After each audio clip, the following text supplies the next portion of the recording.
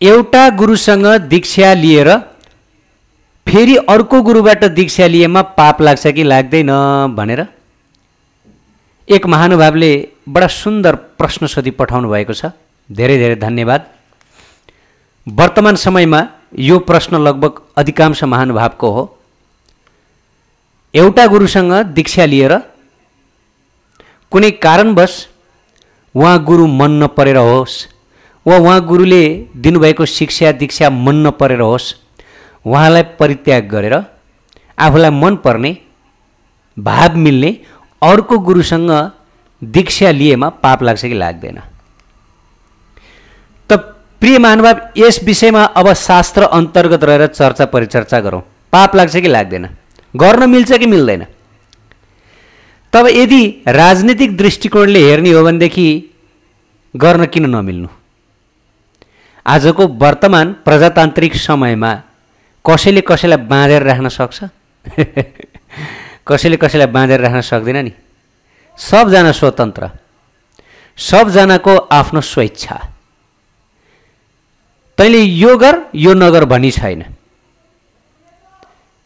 त दीक्षाको सवाल पनि त्यही हो। जस्तै यदि कुनै स्त्रीलाई आफूले भर्खर विवाह गरेको जुन पुरुष छ पति, त्यो पतिको केही आनी बानी मन परेन, स्वभाव मन परेन, यो मलाई मन परेन, म यसलाई त्यागेर अर्कै पुरुष विवाह गर्छु भनेर पाइ कि नपाइ? त शास्त्रको नजरले नपाई त्यो पाप हो, यमदण्डको भागी बन्नु पर्दछ। तर यदि अब संसारको विधि चलन चल्ती अनुसार पाई, किन नपाई? मन परेन, छोडिदिएर अर्को बिहे गर, भइहाल्यो। डिभोर्स सिस्टम ल्याएको छँदैछ क्यार, हो कि होइन? त संसारी दृष्टिकोण एउटा छ भनेदेखि शास्त्रको दृष्टिकोण अर्को छ। अब कुन दृष्टिकोणले चल्ने तपाईँ हामीमा निर्भर छ है। त्यस कारणले गर्दा आजको यो प्रसङ्ग जुन छ, यो प्रसङ्ग यदि संसारी दृष्टिकोणले हेर्ने हो भनेदेखि त्यही अनुसारको निष्कर्ष पाइन्छ, यदि शास्त्रको दृष्टिकोणले हेर्ने हो भनेदेखि त्यही अनुसारको दृष्टिकोण मिल्दछ। पाउन त संसारमा मनुष्यलाई जस्तो कर्म गर्न पनि पाइन्छ, जे गर्ने पनि अधिकार छ। हामीले बार बार चर्चा गर्ने गरेका छौँ नि। जस्तै मानौ त्यहीँनेरि तरबार छ, तपाईँलाई रिस उठेको मान्छे पनि त्यही छ साइडमा, तरबार उठाएर झ्याममा हान्दिन पाइएन त? कसैले रोक्छ? कसैले रोक्दैन नि। रिस उठेको छ हान्दिन, भइहाल्यो। तर केले रोकिरहेको छ हामीलाई? यद्यपि तरबार पनि त्यही छ, रिस उठेको मान्छे पनि त्यही छ। कसैले त्यो तरबार उठाएर म त्यो फलानालाई तुरुन्तै हानिदिन्छु भनेर यदि आँट गर्यो भनेदेखि उसले रोक्न सक्छ? कसैले सक्दैन नि। त कर्म गर्ने सबैलाई अधिकार छ, जस्तो कर्म गरे पनि हुन्छ, तर त्यसको फल भने भोग्नुपर्छ निश्चित रूपले। त नराम्रो कर्म गरेर मैले नराम्रो फल भोग्दछु भन्ने यदि हामीलाई लाग्छ भनेदेखि हामीहरू नराम्रो कर्म गर्दैनौँ, अपराध गर्दैनौँ, पाप गर्दैनौँ, शास्त्र विरुद्ध जाँदैनौँ। किनभने शास्त्र विरुद्ध गइयो भनेदेखि यमदण्डको भागी बन्नुपर्छ। यदि सरकारको नियम विरुद्ध लाग्यो भनेदेखि सरकारको दण्डको भागी बन्नुपर्छ भन्ने थाहा हुन्छ एउटा इमान्दार नागरिकलाई। त्यसै गरी एक इमान्दार अध्यात्मवादीलाई मैले शास्त्रको आदेशलाई अक्षरशः पालना गर्नु पर्दछ, नत्र भने म यमदण्डको भागी बन्छु, यमराज्यले मलाई बाँकी राख्दैनन् भनेर यो विचार गरेर शास्त्र अनुसार उसले कार्य गर्दछ। ये शास्त्र विधिम उत्सृज्य वर्तते काम कार्यत। भगवत गीता पनि भगवान त्यही बताउनुहुन्छ। शास्त्र अनुसार काम गर्नेले मात्र सुख पाउँछ, शास्त्र विरुद्ध काम गर्नेले दुःख पाउँछ। त प्रिय भक्त भागवत, अब हामी शास्त्रमा के वर्णन गरिएको छ कि एक गुरुबाट दीक्षा लिइसकेपछि अर्को गुरुबाट दीक्षा लिन मिल्छ कि मिल्दैन यस प्रसङ्गमा? त्योभन्दा अगाडि हामीहरू बुझौँ दीक्षा भनेको के हो, केलाई दीक्षा भनिन्छ।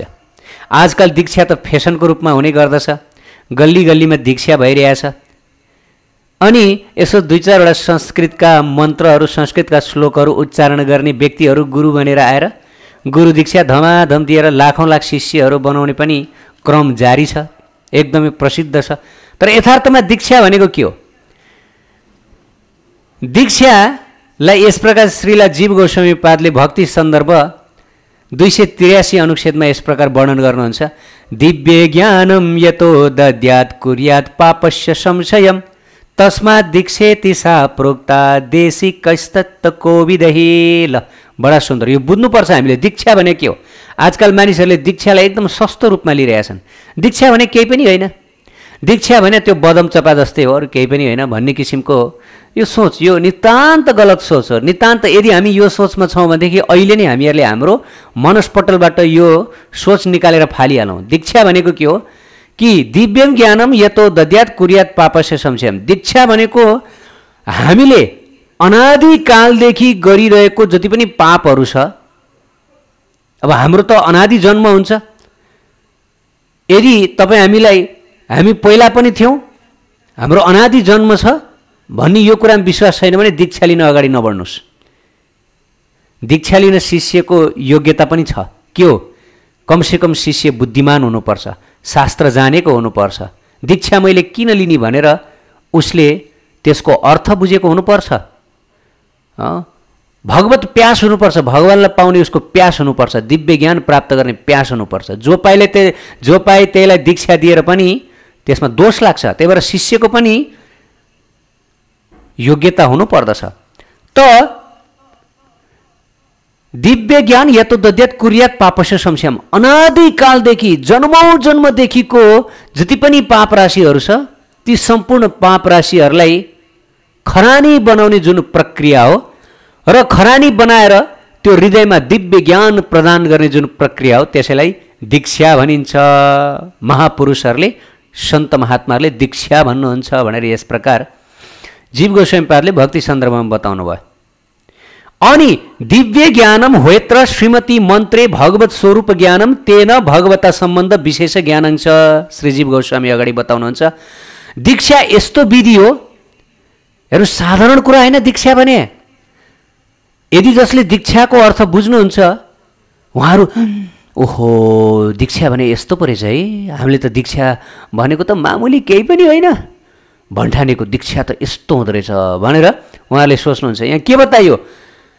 दीक्षा भनेको यस्तो मन्त्र गुरुद्वारा शिष्यलाई प्रदान गर्नु हो जुन मन्त्रमा इष्टको ज्ञान हुन्छ, अर्थात् त्यो शिष्यको आत्मालाई उसको इष्टसँग कनेक्ट गराइदिने, सम्बन्ध गराइदिने काम दीक्षाबाट हुन्छ। अब यो साधारण कुरा हो, साधारण कार्य हो। दीक्षा के ख्याल ठट्टा हो? होइन। गुरुले त्यो जुन शिष्य छ शिष्यको आत्मालाई त्यो शिष्यको आत्माको इष्टसँग कनेक्ट गराइदिनुहुन्छ दीक्षाद्वारा।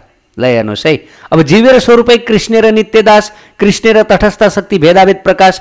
जीवको हो त, हामी सबै जीवात्माको, हामी सबै कृष्णका नित्य अंशहरू, कृष्णका नित्य सेवकहरू। तर मायामा आएर हामीले भुलेका छौँ कि कृष्णका हामी नित्य सेवक हौँ भनेर हामी मायाको सेवक भइरहेछौँ यति बेला। त गुरुदेवले के गर्नुहुन्छ? अब हामीहरूलाई राधा कृष्णसँग सम्बन्धित गराइदिनुहुन्छ दीक्षाद्वारा। हेर्नुहोस् है, दीक्षाद्वारा। अब यहाँ प्रश्न उठ्न सक्दछ, ओहो राधा कृष्ण श्रीराम पनि हुनुहुन्छ नि, नारायण पनि हुनुहुन्छ, विष्णु पनि हुनुहुन्छ, राधाकृष्ण मात्रै किन भन्ने प्रश्न आउन सक्दछ। त प्रिय भक्त भागवत, हामी गौडिया वैष्णव मार्ग चैतन्य महाप्रभुको यो मार्गमा राधा कृष्ण प्राप्तिको लागि दीक्षा दिने गरिन्छ। एकजना भक्त दीक्षाको लागि भनेर आउनुभयो, गौडिया मार्गमा दीक्षा लिन चाहन्छु, मलाई यसो गाइड गर्नुहोस् भनेर आउनुभयो। अनि त्यसपछि उहाँलाई मैले सोधेँ, ओहो एकदम स्वागत छ हजुरलाई, स्वागत छ, म केही प्रश्न सोधौँ हजुरलाई भनेर सोधेँ। मैले प्रश्न सोधेँ, अनि तपाईँको इष्ट को? तपाईँ कसलाई इष्ट मान्नुहुन्छ? अनि त्यसपछि ती महानुभावले मेरो त इष्ट धेरैजना, मेरो 33 कोटी भगवान मेरो इष्ट हो। म बिहान गणेशलाई मान्छु, अनि दिउँसो म शिवजीलाई पनि मान्छु, साँझ म विष्णुलाई मान्छु, लक्ष्मीको म एकदम धेरै आराधना गर्छु, अनि म सबैलाई मान्छु, सबै मेरो इष्ट हो भनेर भन्नु। ल ठिक छ। अनि दीक्षा लिनको लागि 5 नियम पालना गर्नुपर्छ थाहा छ हजुरलाई भनेर सोधेँ। छैन, थाहा छैन, के नियम हो भन्नुहोस् न। दीक्षा लिनको लागि जाँड रक्सी खानु भएन, मद्यपान गर्नु भएन भनिन्छ, अनिहरूको जुवातास खेल्नु भएन, परस्त्री परपुरुषसँग गर्नु भएन, मांसाहार गर्नु भएन र प्रसाद भक्षी हुनु पर्यो, अर्थात् प्रसाद राधाकृष्णलाई अर्पण गरिएको प्रसाद मात्रै सेवन गर्नु पर्यो। गर्न सक्नुहुन्छ भनेर सोधियो। यो सुन्ने बित्तिकै यो त म सोच्न पनि सक्दिनँ, यो त म सक्दिनँ भनेर भन्नुभयो। अनि त्यसपछि आएर यति यति माला जप गर्नुपर्ने हुन्छ भनेर ओहो ल म लिन सक्दिनँ दीक्षा हजुर भनेर भन्नुभयो। त भन्न खोजेको के हो भन्दाखेरि हामीले दीक्षालाई जुन रूपमा सोचेका छौँ त्यो होइन। दीक्षा बडा गम्भीर कुरा हो।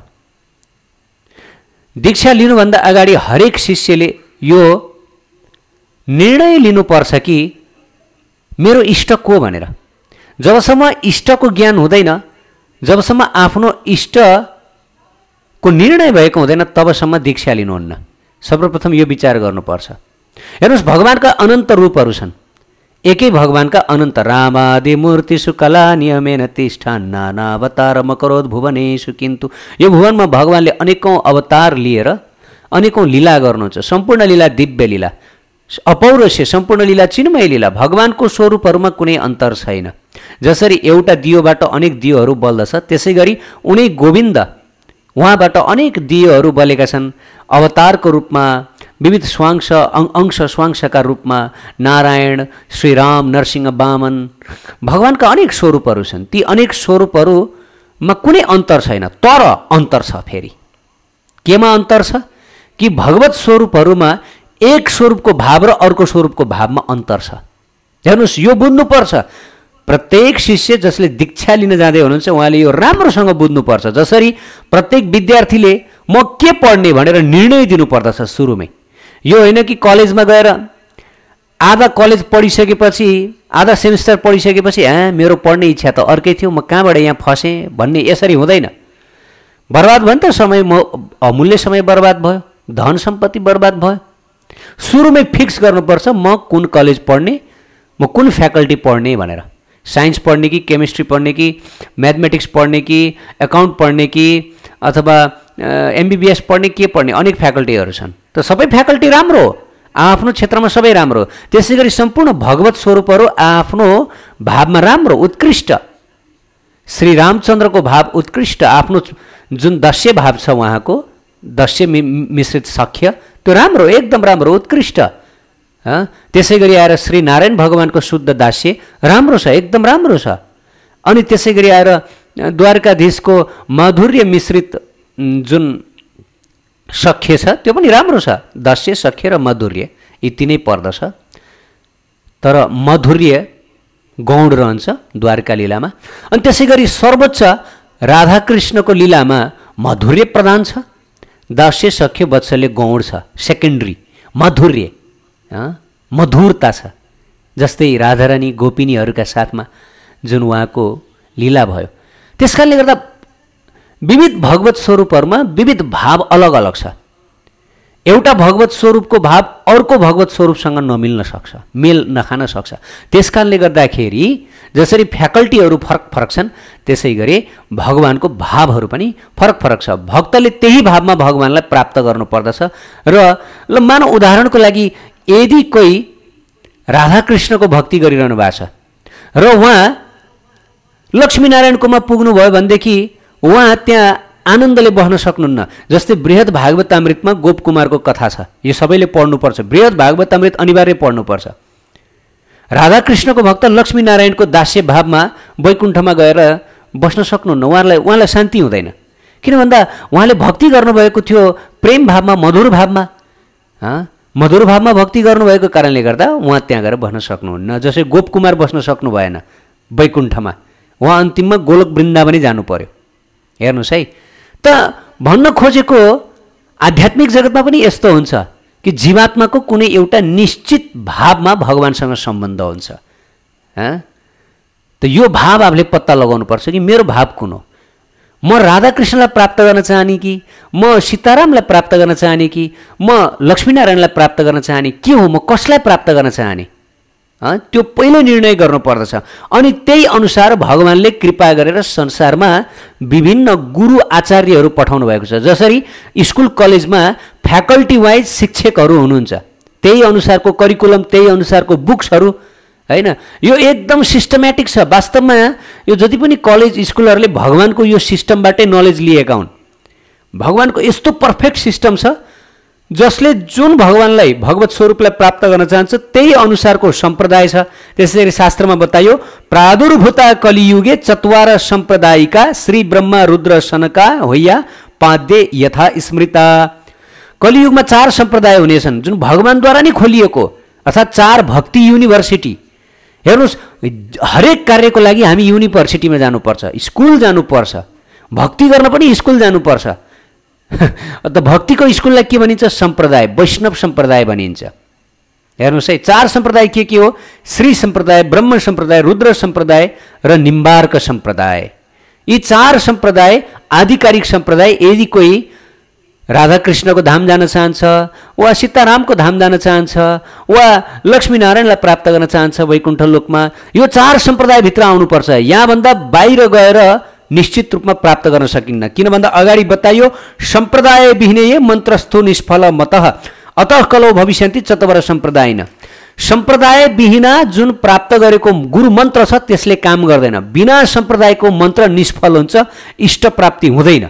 त्यसकारणले सम्प्रदाय दीक्षा परम्पराबाटै आउनुभएको गुरुबाट मन्त्र प्राप्त गरेर त्यो मन्त्रको अनुष्ठानद्वारा मात्रै इष्टलाई प्राप्त गरिन्छ। त्यसकारणले सर्वप्रथम त प्रत्येक दीक्षार्थीले, दीक्षा लिने शिष्यले मेरो इष्टको अनेक भगवत स्वरूपहरू, नारायण, विष्णु भगवान, राम भगवान, कृष्ण, अनि त्यसै गरी वामन, बराह, नरसिंह आदि अनेक अनन्त भगवत स्वरूपहरूमध्ये आफ्नो इष्ट पहिला फिक्स गर्नुपर्छ। म कुन इष्टलाई प्राप्त गर्ने हो, त्यो इष्टमा आफ्नो हृदयलाई फिक्स गर्नुपर्छ। यदि मानव कसैले सीताराम भगवानलाई आफ्नो इष्ट मानेको छ भनेदेखि यो बिस्तारै भक्ति गर्दै गएपछि थाहा हुन्छ। भक्ति नै गरे हुँदैन भने यो थाहा हुँदैन। त सीतारामलाई आफ्नो इष्ट मानेको छ भनेदेखि अब के गर्नुपर्छ भन्दाखेरि सीतारामको सम्प्रदाय, जस्तै रामानन्दी सम्प्रदाय, जहाँ सीतारामको भक्ति सिकाइन्छ, सीतारामलाई कसरी प्राप्त गर्ने सिकाइन्छ, सीतारामको मन्त्र जपाइन्छ, सीतारामको दीक्षा हुन्छ, सीतारामको धाम कसरी पुर्याउने भनेर त्यसको शिक्षा दीक्षा हुने गर्दछ। हो, अब सीतारामलाई प्राप्त गर्न चाहने भक्त रामानन्दी सम्प्रदायमा जानुपर्छ। श्री सम्प्रदायकै एउटा हाङ हो, श्री सम्प्रदायबाटै आउनुभएको हो। टीका एउटै पढ्नुहुन्छ उहाँहरूले, आधिकारिक हो, एकदमै शास्त्र सङ्गत हुनुहुन्छ। त रामानन्दी सम्प्रदायमा जानुपर्छ। अनि त्यहाँ गएर रामानन्दी सम्प्रदायका गुरुबाट श्री राम मन्त्रमा दीक्षित हुनुपर्दछ। उहाँले राम मन्त्र दिनुहुन्छ, गुरु मन्त्र, अनि त्यो राम मन्त्रबाट दीक्षित भएर अनि त्यसपछि श्रीरामलाई प्राप्त गर्न सकिन्छ। हेर्नुहोस् है। अनि यदि कोही लक्ष्मीनारायणलाई प्राप्त गर्न चाहनुहुन्छ वैकुण्ठ लोकमा चतुर्भुज धारण गरेर बस्नुभयो, चतुर्भुजी लक्ष्मीनारायणलाई प्राप्त गर्ने कसैको यो काम्य छ भनेदेखि लक्ष्मीनारायण सम्प्रदाय अर्थात् श्री सम्प्रदायबाट दीक्षा ग्रहण गर्नुपर्दछ र श्री सम्प्रदायका आचार्य गुरुद्वारा सम्प्रदाय परम्परा दीक्षा परम्पराबाट आएको हुनुपर्छ। यो सधैँभरि याद गर्नु है। हामीहरूले कुनै पनि सम्प्रदायमा हामी गयौँ तर त्यो सम्प्रदायको दीक्षा खण्डित छ भनेदेखि निश्चित रूपले मन्त्रले काम गर्दैन। किन भन्दा त्यो खण्डित त्यो जुन दीक्षा मन्त्र छ, प्रणाली छ, त्यो अटुट हुनुपर्दछ, भगवानसँगै जोडिएको हुनुपर्छ। जसरी त्यो जुन माला छ, त्यो माला पुरा यतापट्टिको धागोबाट सुरु भएर यतापट्टिको धागो, पुरा धागो कनेक्ट हुन्छ नि। यदि त्यो एक ठाउँमा माला काट्यो भनेदेखि, धागो काट्यो भनेदेखि त्यो दानाहरू सबै भुइँमा छरपष्ट हुन्छ। त्यसै गरी त्यो दीक्षा जुन परम्परा छ टुट्नुहुन्न, बिचमा काटिनुहुन्न। त्यो काट्यो भनेदेखि मन्त्रले काम गर्दैन। यो शास्त्रमा बताइएको छ है। त्यसकारणले गर्दाखेरि सम्प्रदाय रोज्नुपर्छ। अब आफ्नो इष्ट प्राप्त गर्ने, लक्ष्मीनारायण प्राप्त गर्नु छ भनेदेखि अब लक्ष्मीनारायण सम्प्रदाय, श्री सम्प्रदायमा जानुपर्छ। सम्प्रदायमा गएर दीक्षा लिनुपर्छ, त्यही अनुसारको शिक्षामा अनि प्रशिक्षित हुनुपर्दछ, त्यही अनुसारको भाव ग्रहण गर्नुपर्दछ। अनि अब यता राधाकृष्णलाई प्राप्त गर्न चाहनुहुन्छ भनेदेखि राधाकृष्णको मन्त्र प्रदान गर्ने, राधाकृष्णको भक्ति शिक्षा प्रदान गर्ने, राधाकृष्णको धाम लिएर जाने परम्परामा जोडिनुपर्छ, जसलाई चैतन्य महाप्रभुको गौडीय सम्प्रदाय र निम्बार्क सम्प्रदाय, यो दुई सम्प्रदायमा राधाकृष्णको भक्ति सिकाइन्छ। हेर्नुहोस् है, राधाकृष्णको मन्त्र प्रदान गरिन्छ, राधाकृष्णको धाम, राधाकृष्णको माधुर्य भाव, जस्तै गोपी भाव, सखी भाव, मञ्जरी भावको शिक्षा हुन्छ। विशेष गरी निम्बार्क सम्प्रदायमा सखी भावको शिक्षा हुन्छ र चैतन्य महाप्रभुको यो जुन गौडिया मार्ग छ, गौडिया मार्गमा मञ्जरी भावको शिक्षा हुन्छ। राधा दास्यम, राधा दास्यम हुन त सखी भाव पनि राधा दास्यम हो, तर चैतन्य महाप्रभुले कुनै युगमा प्रदान नगर्नु भएको मञ्जरी भाव ल्याउनु भयो। अर्थात् सखी भाव भन्दा पनि अलिकति अझ उच्च, सर्वोच्च नै भनौँ, सर्वोच्च भाव धरतीमा झार्नुभयो भनेर यस प्रकार आचार्यहरूको मत रहेको छ। अनर्पित चरिम चिरात करुणे अवतीर्ण कलौ, कलियुगमा कलियुगका जीवहरूलाई आजसम्म अर्पित नगरेको मञ्जरी भाव लिएर आउनुभएको चैतन्य महाप्रभु। यो गौडिया वैष्णवको उपासना। त्यही भएर प्रत्येक वैष्णव मार्गको आफ्नो उपासना हुन्छ। अब बहिर्मुख विमुख व्यक्तिहरू जब यो सुन्दछन्, उनीहरू कस्तो झमेला हो यो, छुट्याएको छ, विखण्डन गरेको छ, यस्तो पनि हुन्छ, भगवान् एउटै हो, एउटै भगवान्लाई मनले पाउने हो, यसरी सम्झेर पाउने हो, यस्तो मन्त्र जप्ने सम्प्रदाय भनेर छुट्याउने, यो सब चाहिँ विखण्डन हो भनेर कतिले विखण्डनकारीको ट्याग पनि लगाइदिन्छन्। तर यी मूर्खहरू बुझ्दैनन् होइन। यी मूर्खहरूको विचार के छ भन्दाखेरि यो संसारमा कलेज एउटै छ, बुक पनि एउटै छ, टिचर पनि एउटै छ भन्न खोज्या हो। यथार्थमा they don't understand this the science of school. हरेक कुराको एउटा प्रपर च्यानल, प्रपर स्कुल छ। हरेक कुरा भगवत प्राप्तिको पनि स्कुल छ। किन भन्दा यो जबकि यो संसारमा त विविधता छ भने भगवत राज्यमा विविधता हुँदैन। किन विविधता हुँदैन? त्यहीको विविधताको प्रतिबिम्ब त हो यो संसारमा होइन। भगवानमा पनि विविधता छ। त्यस कारणले गर्दाखेरि सधैँभरि यो विचार गर्नुपर्छ कि मेरो इष्टको, यदि राधाकृष्ण मेरो इष्ट हुनुहुन्छ भनेदेखि हामीहरू गौडिया मार्गबाट वा निम्बार्क मार्गबाट दीक्षित हुनु पर्दछ। अब राधाकृष्णमा त झन् विशाल छ, राधाकृष्णमा एकदम विशाल छ। अब यदि गोपी भाव भनेको के? कृष्णलाई प्राप्त गर्न चाहने, कृष्णसँग गोपी भावमा भक्ति गर्न चाहने हो भनेदेखि त्यसको लागि गोपी भावको दीक्षा लिनु पर्दछ। त्यो फेरि छुट्टै सम्प्रदाय। राधाकृष्णको भक्ति मार्गमा आएपछि अझ त्यहाँभित्र अनेक हाँगाबिगाहरू छन्, किनभने विशाल छ। भावमा अन्तर हुने बित्तिकै मन्त्रको अन्तर भइहाल्छ। यो एकदम बुझ्न कठिन छ, तर पनि बुझ्नु आवश्यक छ। यो नबुझेसम्म हुँदैन। हेर्नुहोस्, कृष्णको भाव, कृष्ण हेर्दाखेरि त एक देखिनुहुन्छ, तर पनि उहाँको त्यो जुन राज्यमा एकदमै विविधता छ के। त्यही भएर त्यो विविधता यही फिक्स गर्नुपर्छ। यहीबाट त्यो विविधता चिनेर आफू कहाँ जाने त्यो निर्णय गरेर त्यही अनुसारको शिक्षा दीक्षा ग्रहण गर्नुपर्छ। जस्तै यदि गोपी भावमा भगवान्लाई प्राप्त गर्न चाहने हो भनेदेखि राधाकृष्ण भित्रको मार्गमा पनि गोपी भावमा दीक्षा दिने, गोपी भावमा शिक्षा दिने परम्परा, वैष्णव परम्पराबाट दीक्षा लिनुपर्छ। गौडिया सम्प्रदायमा गोपी भावको दीक्षा छैन। गौडिया सम्प्रदायमा मञ्जरी भावको मात्रै दीक्षा छ। अब गोपी भाव भन्दा पनि श्रेष्ठ सखी भाव। सखी भावमा भगवान्लाई प्राप्त गर्न चाहनुहुन्छ भनेदेखि अब सखी भावमा जहाँ दीक्षा दिन्छ त्यहीबाट दीक्षा ग्रहण गर्नुपर्दछ। जस्तै निम्बार्क सम्प्रदायमा सखी भावमा दीक्षा प्रदान गरिन्छ, मैले प्राप्त जानकारी अनुसार त्यहाँ गएर दीक्षा ग्रहण गर्नुपर्दछ, अनि मात्रै काम हुन्छ।